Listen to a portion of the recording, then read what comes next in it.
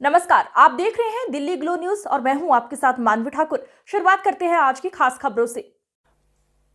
आज बहुत महत्वपूर्ण दिन है। एक बहुत महत्वपूर्ण जजमेंट आई है माननीय सर्वोच्च न्यायालय द्वारा, जो ये दर्शाती है कि जब भी अंधेरा बहुत गहरा हो जाता है, उम्मीद की एक किरण कहीं ना कहीं से जरूर आती है और पूरे आंगन को रोशन कर देती है। आज माननीय सर्वोच्च न्यायालय से उम्मीद की वो किरण हम सबको दिखाई दे रही है। जब से ये इलेक्टोरल बॉन्ड स्कीम 2017 में लाई गई थी, उस वक्त वित्त मंत्री माननीय अरुण जेटली जी ने इसका बहुत बौद्धिकरण करने की कोशिश की। He tried to intellectualize it a lot and justify it, लेकिन हमने तब से उसका विरोध, पुरजोर विरोध, हर मंच से बार बार, इस मंच से तो कई बार करते रहे। हमारी क्या आपत्तियां थी?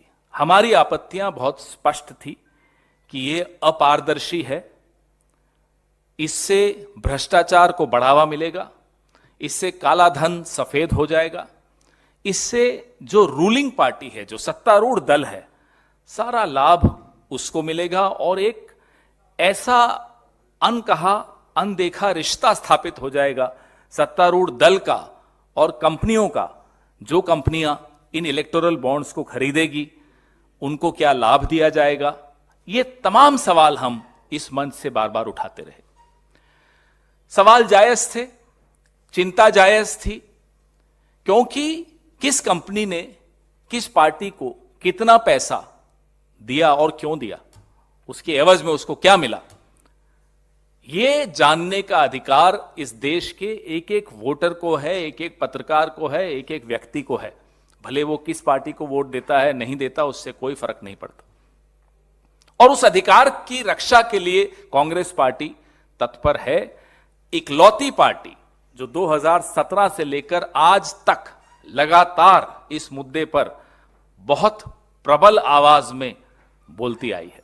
अब जो 95% इलेक्टोरल बॉन्ड्स का पैसा एक पार्टी यानी कि भारतीय जनता पार्टी को मिला, हम भी ये जानना चाहते हैं, देश भी ये जानना चाहता है कि उसके एवज में आपने क्या हवाई अड्डे बेचे हैं, आपने क्या कोयले की खदानें बेची हैं, आपने क्या किया है, या एमएलए खरीदे हैं, या नए सूट सिलवाए हैं।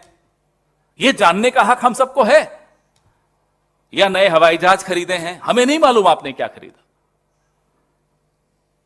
95% यानी कि 5,200 करोड़ रुपए भारतीय जनता पार्टी के अकेले के खाते में इलेक्टोरल बॉन्ड से आया है।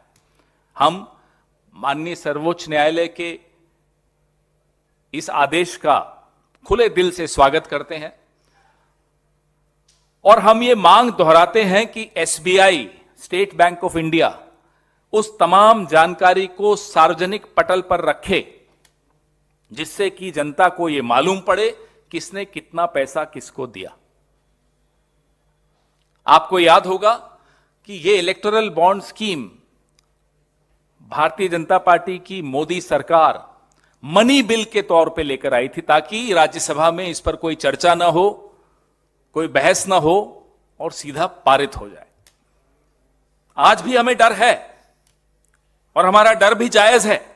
हमारा डर यह है कि कहीं फिर से कोई अध्यादेश जारी ना हो जाए ताकि इस सुप्रीम कोर्ट के आदेश से बच जाए सरकार। यह डर हमारा जायज है। इस डर को हम आपके साथ साझा कर रहे हैं। हमारी मांग है, यह सीधा सीधा भ्रष्टाचार का मामला है और इस भ्रष्टाचार के मामले में सीधे सीधे प्रधानमंत्री खुद शामिल हैं। ऐसे कई खोजी पत्रकारों ने फाइल की नोटिंग्स तक सार्वजनिक की हैं, आप सबके सामने हैं।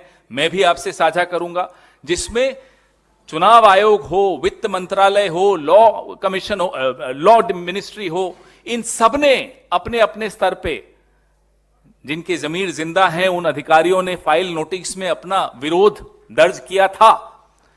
उस विरोध को नजरअंदाज करते हुए किस तरह से ये थोपी गई इलेक्टोरल बॉन्ड स्कीम इस देश पर, यह हम सब ने देखा।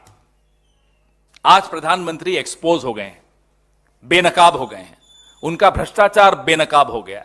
ये भ्रष्टाचार मैं कहूं बचते हुए कह दूं कि भाजपा का भ्रष्टाचार है, ये इलेक्टोरल करप्शन है, ये सब मुझे लगता है लाग लपेट की बात होगी। ये सीधा सीधा प्रधानमंत्री द्वारा किया गया एक भ्रष्टाचार है, जिसको कानूनी जामा पहनाने का प्रयास किया गया। मनी बिल लाकर आपने मनी का इंतजाम कर दिया विधायक खरीदने के लिए, कोयले की खदान देने के लिए, हवाई अड्डे देने के लिए, अपने मित्रों को उपकृत करने के लिए।